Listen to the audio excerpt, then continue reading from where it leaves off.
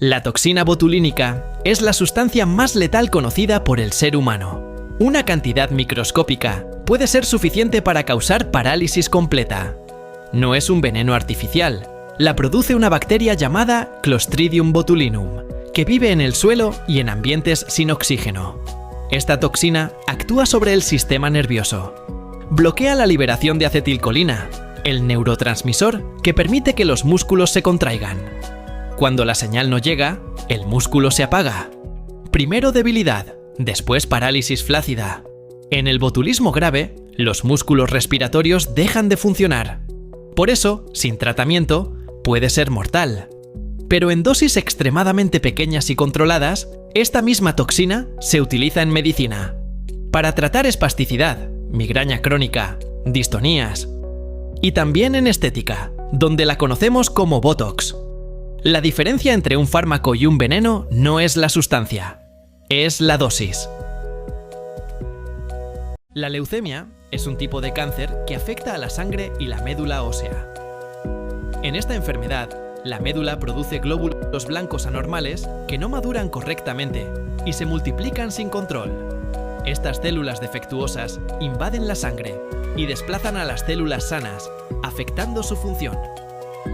La leucemia no es una sola enfermedad.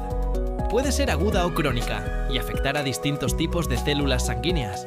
El resultado puede ser cansancio, palidez, sangrados, hematomas e infecciones frecuentes. Existen diferentes tipos de leucemia. Algunas progresan rápido, otras avanzan lentamente. Gracias al diagnóstico precoz y a los tratamientos actuales, muchas leucemias pueden tratarse y, en algunos casos, curarse. Comprender qué ocurre en la sangre es clave para detectarla a tiempo. Respirar es algo que damos por hecho, hasta que deja de ser fácil. Cuando todo está sano, el aire llega a los pulmones y entra en millones de alvéolos, pequeños sacos donde el oxígeno pasa a la sangre sin esfuerzo. Pero en la neumonía, ese equilibrio se rompe. Una bacteria, un virus o incluso un hongo llega al pulmón y provoca una respuesta inflamatoria. Los alvéolos, que deberían estar llenos de aire, se llenan de líquido, pus y células inflamatorias. Y ahí empieza el problema. El oxígeno ya no pasa bien. Cada respiración cuesta más. Aparecen la tos, la fiebre, el dolor en el pecho y esa sensación de ahogo que no se quita ni descansando. Muchas neumonías empiezan así. Un resfriado mal curado, el frío, las defensas bajas. Lo que parecía solo un catarro, baja a los pulmones y se complica. En personas jóvenes y sanas suele resolverse bien. Pero en ancianos, niños pequeños o personas con enfermedades previas, puede volverse grave, incluso peligrosa. Por eso la neumonía no es una gripe fuerte, es una infección pulmonar real, visible al microscopio, detectable en radiografía y que necesita diagnóstico y tratamiento adecuados. Si una tos empeora, la fiebre no baja o respirar empieza a doler. No lo ignores. Imagina que de repente, una parte de tu cerebro deja de recibir sangre, y tú, ni te das cuenta. Eso es un ictus isquémico. Ocurre cuando una arteria se bloquea y el tejido cerebral empieza a morir por falta de oxígeno. Puede ser un coágulo que se forma ahí mismo o uno que viaja desde otra parte del cuerpo. También puede pasar si las arterias están muy estrechas por la aterosclerosis.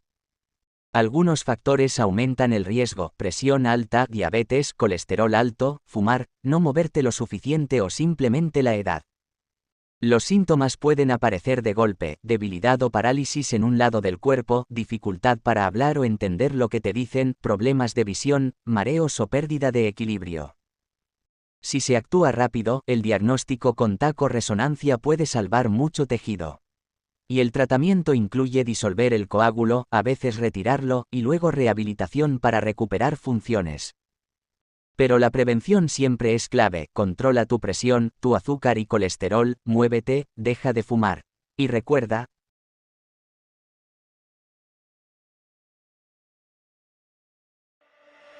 ¿sabías que puedes haber sufrido un infarto y no haberte enterado? Sí, existe. Se llama infarto silente. Te lo explico. Es un infarto de miocardio real, con daño en el músculo cardíaco, pero sin el dolor típico en el pecho. No hay aviso claro, no lo identificas. Y muchas veces la persona sigue con su vida normal. Ocurre porque el corazón se queda sin riego sanguíneo durante un tiempo, las células mueren y el cuerpo no genera una señal de alarma evidente. Es especialmente frecuente en personas con diabetes, donde el daño nervioso altera la percepción del dolor en personas mayores y en mujeres. Se calcula que hasta el 20% de los infartos son silentes. El problema es que no se detectan en el momento. Se descubren después, en un electrocardiograma, un ecocardiograma o incluso de forma casual años más tarde. Y aquí viene lo peligroso. Ese infarto invisible debilita el corazón. Aumenta el riesgo de insuficiencia cardíaca, arritmias y de sufrir un segundo infarto, esta vez mucho más grave. Por eso la prevención es clave. Controlar la diabetes, la tensión, el colesterol y no ignorar síntomas raros como fatiga extrema, falta de aire o mareo sin causa aparente. Porque cuando el corazón falla sin avisar, la segunda vez ya no pregunta.